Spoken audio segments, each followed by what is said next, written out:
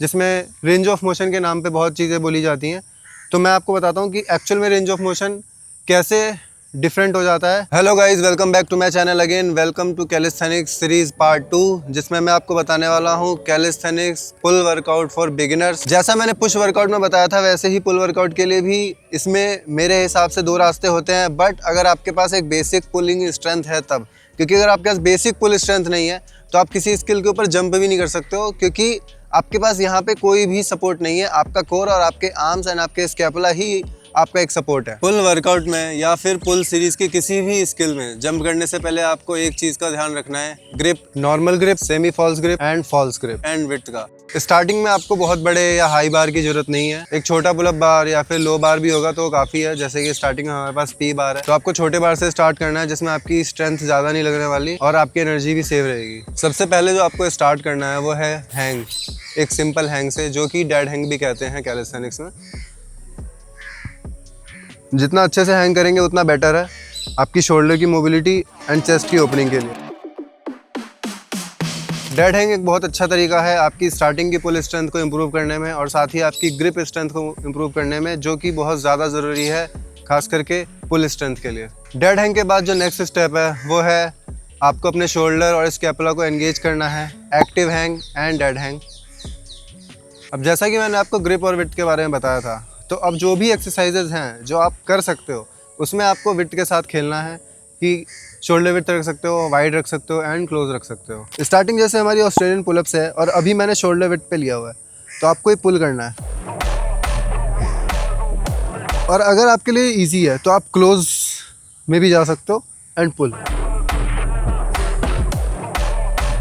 Different width को try करना है, वाइड भी।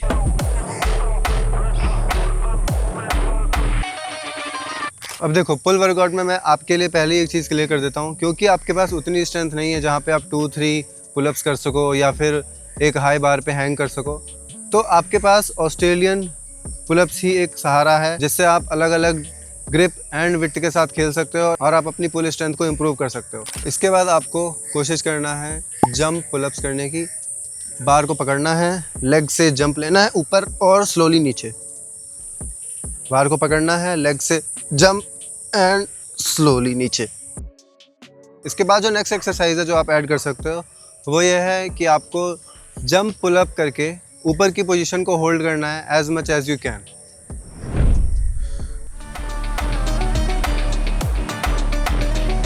Hold hold hold.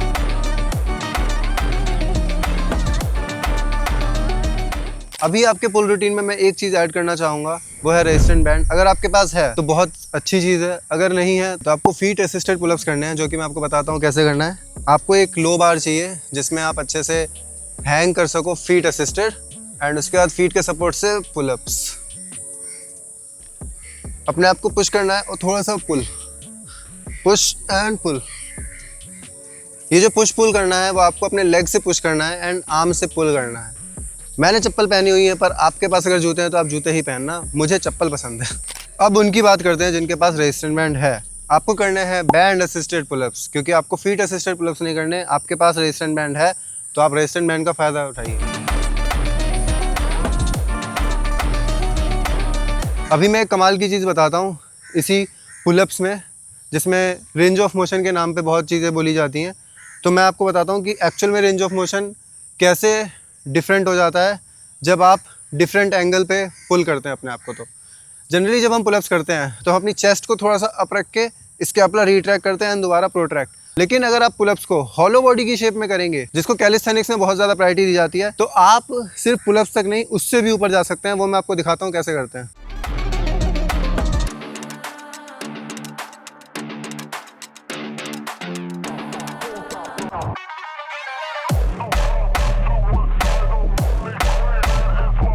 तो मैं इसी चीज़ की बात कर रहा था कि कैलिस्थेनिक्स में जो हॉलो बॉडी करके हम पुलअप्स करते हैं या फिर मसल अप करते हैं, उसमें आपकी रेंज ऑफ मोशन इतनी जा सकती है कि आप अपने वेस्ट लाइन तक को ट्रस्ट कर सकते हो। लास्ट बट नॉट लीस्ट, अगर आपके पास रेजिस्टेंट बैंड है तो आप एक एक्सरसाइज ऐड कर सकते हो जो आपकी बहुत हेल्प करेगी कैलिस्थेनिक्स में।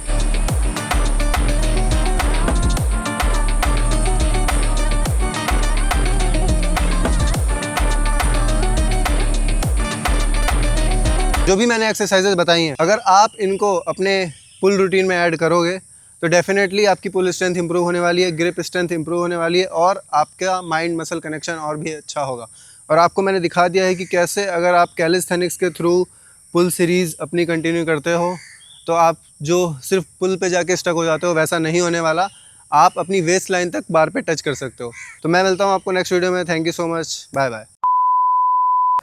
Hello guys, welcome back to my channel again. Pull workout में भी क्या हो गया